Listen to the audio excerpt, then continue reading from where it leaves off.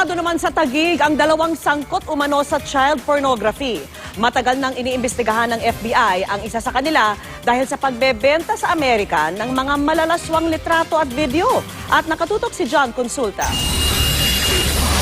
Nang maiabot na ang mark money, mabilis pinalibutan ng mga tauhan ng NBI Cybercrime Division ang mga suspect na sina Reggie Arevalo, 35 taong gulang, at Mark Manyas, 28 taong gulang, sa ikalawang palapag ng establishmentong ito sa Taguig.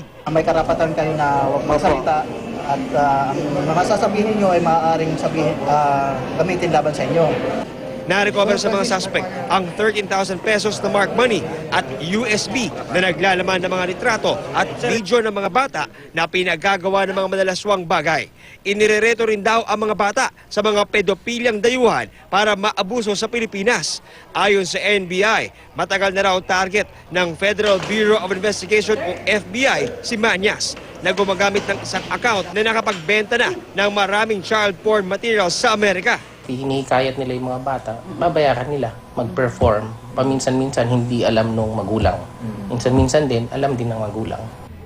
Ayon sa NBI, sangkot din ang grupo sa extortion sa kanilang mga kliyente kapag di naging maayos ang mga transaksyon, tulad ng mga nakita sa kanilang mga text at chat messages. Magpapadala yan ng mga child pornography materials.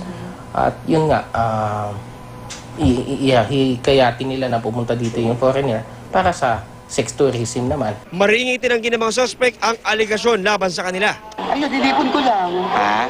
Dinipon ko lang. Yung? Mga picture. Tapos? Ay, sa kanya galing yun eh. Pinakita ko na sa kanya, sabi niya i-delete ko na daw. Matagal ka na ba sa ganito? Ha? Pangilang beses mo pa lang to? Wala po sir. Kakasuhan sila ng paglabag sa batas sa Child Pornography at Cybercrime Prevention Act. John Consulta, nakatutok, 24 oras.